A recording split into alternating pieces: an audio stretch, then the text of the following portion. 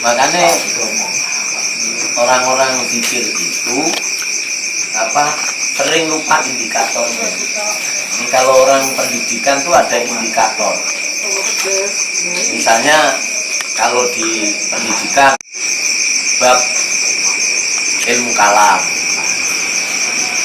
anak harus mampu menjelaskan pengertian ilmu kalam, mampu menjelaskan ruang lingkup ilmu kalam, dan mampu mengaktualisasikan manfaat belajar ilmu kalam. Maka di zikir pun sebetulnya kan ada indikatornya semua. Tapi banyak orang-orang zikir ini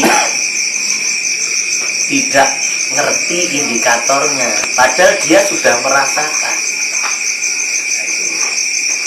Nah, sing soro maneh sudah pernah merasakan, tapi indikatornya nanti bisa ditinggalkan juga. Ini biasanya sering terjadi. Contoh indikatornya orang zikir itu apa? Ketenangan. Saman zikir kan sudah dapat tenang kan? Maka saman koyok ngene duduk sampai jane gak mulai itu kan mendapatkan sebuah ketenangan dengan berzikir. Nah, indikatornya kamu diharapkan dengan zikir tadi yang ditanam oleh seorang mursyid itu munculnya sebuah ketenangan jiwa. Kalau sudah tenang nanti kan naik batas diatul qulub, membersihkan penyakit hati. Itu indikatornya. Tenang, mohon maaf ini. Kemudian muncul lagi yang dinamakan membersihkan penyakit hati, watazkiyatul ruh, dan mendapatkan kebahagiaan yang hakiki. Itu indikator. Tapi jangan kebalik. Sudah pernah ngalami, sudah tenang, sudah nyaman, sudah zikir udah lama, malah suatu saat ada ujian mesti cobaan, tenangnya hilang, penyakitnya hati kadang muncul lagi. Nah, itu namanya kenapa? Bukan apa-apa, karena ketika ada ujian datang, zikirnya harus ditambah, kualitasnya itu ditambah. Nanti bisa indikator itu muncul kembali, nggak tenggelam. Dan imannya kuat. Maka kalau imannya kuat itu nanti tak sampaikan kepada anak-anak itu ketika saya di sekolah tadi.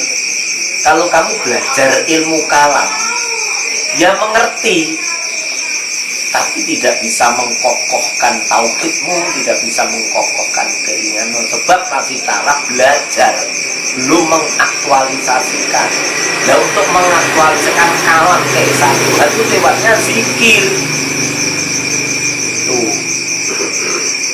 Maka rata-rata kan, ketika orang-orang ini sudah mengalami zikir, sudah semuanya zikir, harus indikator ini tercapai. Baru perjalanan pelan-pelan.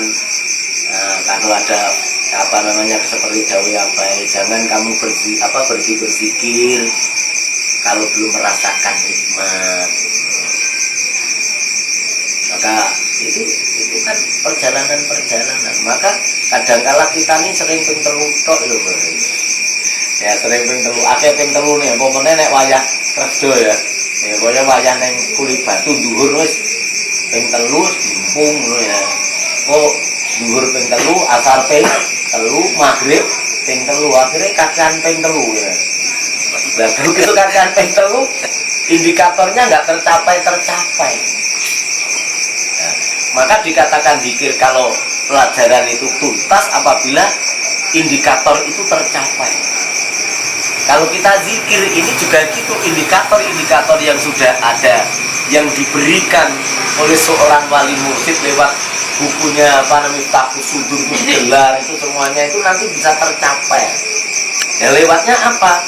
Di samping sungguh-sungguh ya tetap istiqomah. Kalau enggak sungguh-sungguh nggak istiqomah, ya indikator itu nggak tercapai.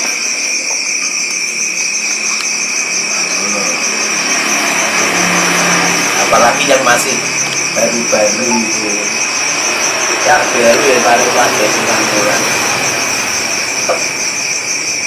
istiqomah sampai istiqomah ya sungguh-sungguh. Nah kita ini lemahnya gangguan ini, apalagi musim gini lagi udah kritis. Kalau bahasanya yai saya dulu, ojo iman koyok sabun loh min. Ya yai saya dulu kalau di pondok apa itu ya iman sabun, kena banyu lun, imannya sabun.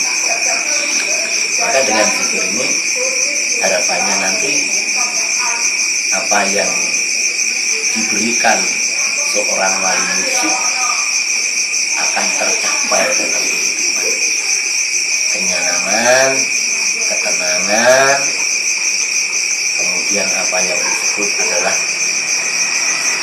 kebaikan, akan pasti keselamatan di akhirat. Sebab yang menciptakan keselamatan di akhirat itu adalah di dunia, bukan dandani yang akhirat. Nah, kalau biar orang zikir beda.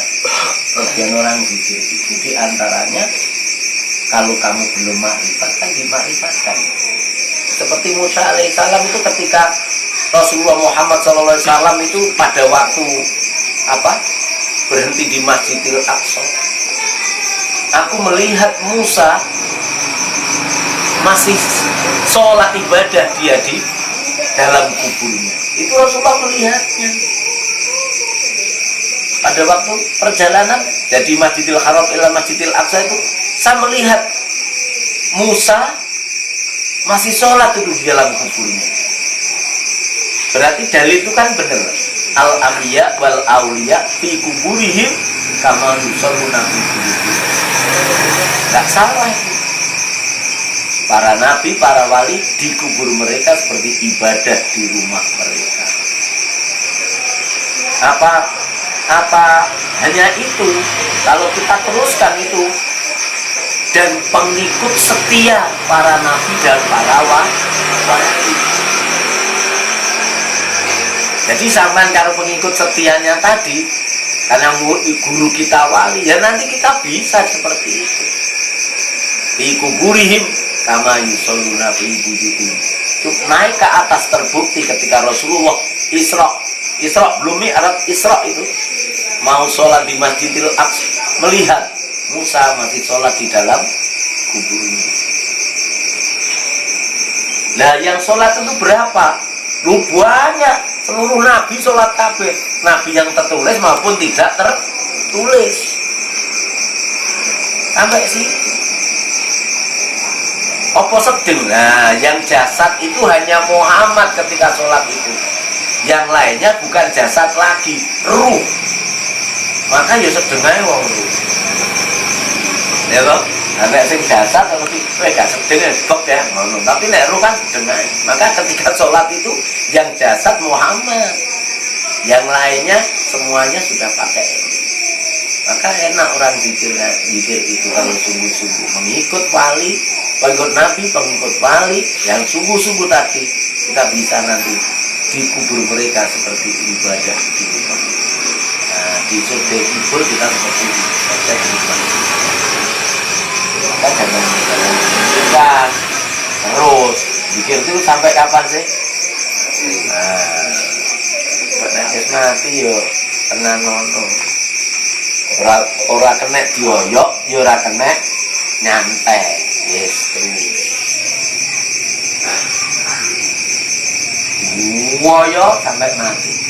Kudu woyo tak ulang lere. Kok nyantai, ya indikatornya ora tercapai. Terus. Iya, yang sedikit saya sampaikan buat oleh-oleh yang bersolat. Nanti insya Allah malam minggu nanti tak kasih oleh-oleh lagi. Sebab oleh-oleh nanti besok di mana Pak? Di Kediri ya, di Wates ya. Terus kedua ya, nyantai-nyantai mana itu? Boleh, kedua. Assalamualaikum.